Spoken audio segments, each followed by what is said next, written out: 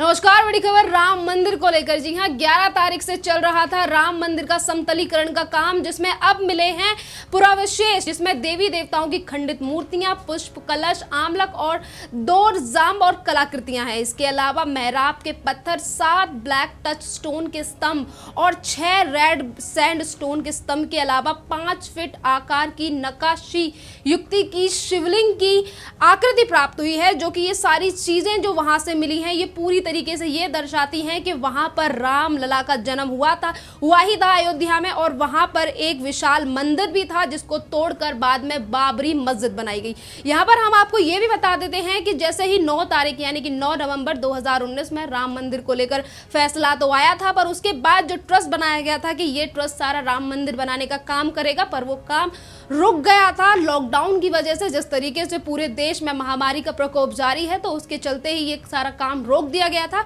और अब जो 11 तारीख से ये अयोध्या में समतलीकरण का काम शुरू हुआ है, इसमें भी ज्यादा मजदूर नहीं लगाए गए हैं, इसमें सिर्फ 11 मजदूर, और ये जो काम हो रहा है वो जेसीबी के द्वारा ये खुदाई की गई है। तो इसी में ये सारे अवशेष मिले हैं जो कि दर्शाते हैं कि वहां पर राम मंदिर ही था। तो आप सभी को पता है कि राम मंदिर का जिस दिन फैसला आया था, उस दिन पूरे भारतवर्ष के जितने भी हिंदू लोग थे और जो भी अन्य समाज के अन्य धर्म के भी लोग थे, वो भी काफी ज्यादा खुश थे, क्योंकि जो अयोध्या है, अयोध्या में ही रामलला का जन्म हुआ था और वहीं पर जाकर अब विशाल और एक भव्य मंदिर बनेगा। तो आपको बताते हैं कि 9 नवंबर 2019 में इसका फैसला तो आया था, पर इस फैसले को आने में इतना ज्यादा टाइम लग गया। आप सभी जानते हैं कि राम मंदिर और बाबरी मस्जिद की लड़ाई सदियों से चली आ रही थी, पर उसका कोई भी और जोर नहीं निकल पाया था और ना ही तो कोई फैसला हो पाया था। पर उसका ही फैसला कर पाई है ये मोदी सरकार की तरफ से ही ये आज ये सारी चीजें संपन्न हो पाई हैं और पूरी हो पाई हैं कि राम मंदिर का फैसला भी हुआ और सबको न्याय भी मिला। बाबरी मस्जिद की जमीन भी मुसलमानों को दी गई, जिससे की वजह से मुसलमानों की भावना को भी चोट ना पहुंचे और वो भी अपनी मस्जिद बना सके। तो इसकी शुरुआत आपको पता ही है कि किस तरीके से वहां पर भव्य राम मंदिर हुआ करता था और उसको तोड़कर बाबरी मस्जिद बनाई गई। पर बाबरी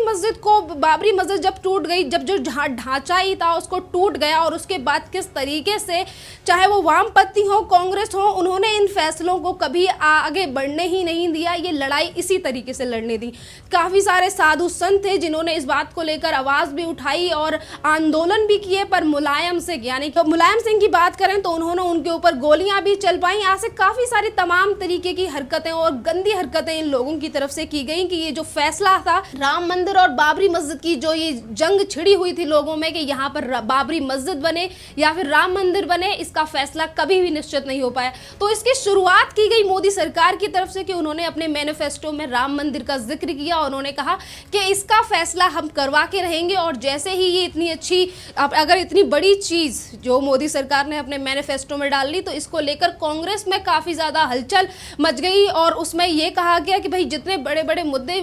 मोदी सरकार की तरफ से सॉल्व किए जा रहे हैं, अगर राम मंदिर भी इनकी तरफ से सॉल्व कर दिया गया तो हमारी तो पैरों तले जमीन हट जाएगी। जिस तरीके से अस्तित्व खत्म होता जा रहा है कांग्रेस का, तो इसको लेकर भी कांग्रेस ने काफी ज्यादा तंज कसते थे मोदी सरकार के ऊपर। तो आपको बताते हैं कि किस तरीके से इस फैसले, आप सभी को जानते हैं कि पिछले साल ज्यादातर इन्हीं चीजों में तनाव रहा, इन्हीं चीजों को लेकर तनाव रहा कि अब राम मंदिर का फैसला आएगा, और कांग्रेस ने देश के हालात बिगाड़ने की कोशिश भी की और कई विपक्षी पार्टियों की तरफ से यह भी कहा कि जिस दिन राम मंदिर का फैसला आएगा उस दिन देश में हाहाकार मच जाएगा और हिंदू मुसलमान होने लगेगा। पर ये सब और जैसे स्थितियां विपक्षी पार्टियां बनाना चाहती थी, वैसे हालात मोदी सरकार ने होने ही नहीं दिए। आप सभी को याद है, ज्यादा टाइम नहीं हुआ इस बात को गए हुए। पिछले साल 2019 में जब राम मंदिर को लेकर फाइनली मोदी सरकार ने ये कहा कि अब इसको लेकर भी सुनवाई होनी चाहिए, सुप्रीम कोर्ट में जब इसका फैसला गया, वैसे तो बहुत दिनों से ये केस चलते ही आ रहे थे, पर उसको लेकर कोई भी फैसला नहीं लिया गया था। पर फाइनली जब मोदी सरकार ने इसको लेकर कहा कि भाई अब जाके इसका फैसला आ जाएगा, तो इसको लेकर बाबरी मस्जिद और राम मंदिर की तरफ से कई सारे वकील हायर किए गए। तो बाबरी मस्जिद के पक्ष में जो थे वो कांग्रेस की तरफ से वकील थे, वो कपिल सिब्बल थे और राजीव धवन थे, और जो कि बाबरी मस्जिद की तरफ से। तो जो सुनवाई थी, जो दलीलें रोज सुनी जा रही थी सीजीआई रंजन गोगोई के द्वारा, उन्होंने इन दलीलों को रखने के लिए 40 दिन का टाइम दिया था। और आपको ये बात भी ध्यान होगी कि ये जो दलीलें रखने का टाइम दिया था सीजीआई रंजन गोगोई ने 40 दिन का, इसके बीच कितनी ज्यादा ज्यादा शर्मनाक हरकत की थी राजीव धवन ने। राजीव धवन ने राम मंदिर का नक्शा तक फाड़ दिया था और ये कहा था कि मैं इन सब चीजों को नहीं मानता हूं। मतलब ऐसे तमाम ऐसे लोग थे यहाँ पर कि जो सारी सच्चाई जानते हुए, क्योंकि ये पहली बार नहीं है कि यहाँ पर अयोध्या में समतलीकरण के दौरान इतनी सारी चीजें वहां से मिली हैं, क्योंकि सभी जानते हैं कि अयोध्या रामलला की जन्म भूमि है और वहीं पर भव्य मंदिर था। पर उसके बावजूद भी कांग्रेस हो, कम्युनिस्ट हो, असदुद्दीन ओवैसी हो, राजीव धवन जैसे वकील हो, उन्होंने सच्चाई जानने के बावजूद भी अपने मुंह के ऊपर पट्टी बांध रखी थी। इसके बावजूद भी ये इस तरीके की हरकत कर रहे थे क्योंकि इन्हें मोटी रकम जो मिल रही थी उसकी वजह से इन्होंने राम मंदिर का जो नक्शा इनके सामने पेश किया गया था वो फाड़ के इन्होंने शर्मनाक हरकत की थी। और वहीं पर हम बात करते हैं कांग्रेस की कि कांग्रेस ने किस तरीके से राम मंदिर और बाबरी मस्जिद को लेकर खड़ा किया था कि कांग्रेस की तरफ से एक हल्फनामा पेश किया गया और उसमें यह कहा गया, हमें यह भी नहीं पता कि राम आखिरकार हकीकत में थे या फिर नहीं। मतलब कांग्रेस की तरफ से यहां पर यह कहा गया था कि राम एक काल्पनिक है, मतलब वो सच्चाई नहीं है। मतलब यहां पर ये इतनी तरीके यहां पे जो आप देख सकते हैं कि कांग्रेस का ये जो तुष्टीकरण की राजनीति करने का जो रवैया है, जो इनका दोहरा चरित्र है, वो क्या दर्शाता है कि यहां पर ये सिर्फ मुसलमानों को सपोर्ट करने के लिए यहां पर ये तक कह देते हैं कि राम थे या नहीं थे ये भी नहीं हमें पता क्योंकि वो तो काल्पनिक थे। खैर यहाँ पर बहुत बड़ी चाहे विपक्षी पार्टियां कितने भी हो, मुलायम सिंह यादव हो या फिर कांग्रेसी हो, तमाम कम्युनिस्ट हो या फिर असदुद्दीन ओवैसी हो, इनकी तमाम कोशिशों के बाद भी जब फैसला आया सीजीआई रंजन गोगोई और 5 जजों की जो पीठ थी, उन्होंने जब अपना फैसला सुनाया 9 नवंबर 2019 को, तो उसके बाद उन्होंने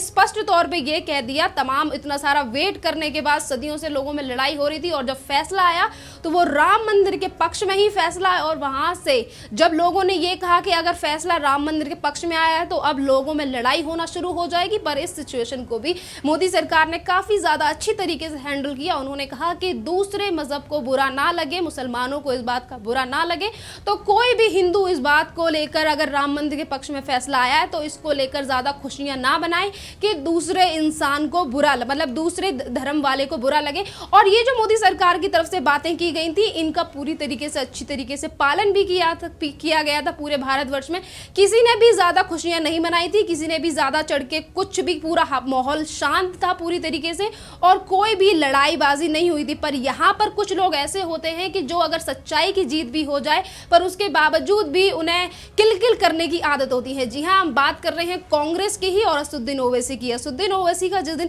ये फैसला आया था तो उस दिन असदुद्दीन ओवैसी ने कहा था कि जो जमीन दी गई है बाबरी मस्जिद के लिए वो खैरात हमें नहीं चाहिए, खैरात नहीं चाहिए, और ये कहते हैं कि ये भीख हमें नहीं चाहिए। और साथ में ही ऐसे तमाम लोग थे, चाहे वो कवोड़ हो या फिर तमाम ऐसे लोग थे जिन्होंने इस राम मंदिर के फैसले को, जहां सभी जानते थे कि सच्चाई क्या है और ये फैसला जो आया है वो सत्य के हित में ही आया है, पर उसके बावजूद भी कुछ लोग मनमानी करने से नहीं माने और उन्होंने राम मंदिर के इस फैसले को लेकर पुनर्याचिका डाल दी। कांग्रेस की तरफ से तमाम कोशिशें ये की गई कि जिस तरीके से वो राजनीति हमेशा करती आई है कि एक तरफ वो हिंदुओं को दबाती आई है और सिर्फ उन्हें, एक तरफ वो कांग्रेस का काम शुरू से यही रहा है कि जो चीजें चल रही हैं वो इसी तरीके से चलती रहें और मुसलमान का सिर्फ वो फायदा उठाती रहे और हिंदू को दबाती रहे। पर यहाँ पर इसकी कोई भी दलील पूरी तरीके से, जो भी इसकी कोशिश थी वो पूरी तरीके से काम नहीं आई और जो फैसला था और जो पुनर्याचिका इन लोगों की तरफ से डाली गई थी वो रद्द कर दी गई, क्योंकि जो फैसला ले चुके थे सीजीआई रंजन गोगोई, उसके बाद इसको लेकर कोई भी सुनवाई नहीं हुई।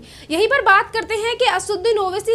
ओवैसी की जो जलन थी और जो आप कह सकते हैं कि इस फैसले के बाद वो इतना ज्यादा बौखला गए थे कि उनकी तो बौखलाहट खत्म ही नहीं हो रही थी। एक ना एक के बाद वो तमाम तरीके के बयान जारी कर रहे थे, तमाम तरीके के विवादित बयान दे देते वो राम मंदिर को लेकर सिर्फ इसी बात के लिए। और आपको ये भी बात होगा कि जब मैनिफेस्टो की चीजें एक एक करके बीजेपी ने पूरी कर दी तो उसके बाद विपक्षी पार्टियों ने हाथ उठाना शुरू कर दिया और अगर वो उस टाइम पे इलेक्शन भी आने वाले थे तो उस टाइम पे कांग्रेस की तरफ से किया गया कि अब तो ये राम मंदिर को लेकर ही वोट मांगेंगे। सदियों से पड़ा हुआ फैसला जिसको लेकर कांग्रेस ने कभी हामी नहीं भरी, क्योंकि उसे ये पता था कि सिर्फ एक राम मंदिर को लेकर ही हिंदू मुसलमान आपस में लड़ता रहे और देश की स्थिति इसी तरह से डाउन होती रहे। पर यहाँ पर जब सत्य की जीत हो जाती है और बीजेपी का पलड़ा भारी हो जाता है, लोग कहने लगते हैं और समझने लगते हैं कि किस तरीके से बीजेपी ने हर हालात को संभाल कर ये फैसला अच्छी तरीके से लिया है। पर यहाँ पर भी कांग्रेस हार नहीं नहीं मानती दिखती और ये सोचती है कि यहाँ पर फिर ये इनकी तरफ से ये कहा जाता है कि अब ये इन्हीं को लेकर वोट मांगेंगी, जो कि पूरी तरीके से तुष्टीकरण की राजनीति जो कांग्रेस की तरफ से होती आई है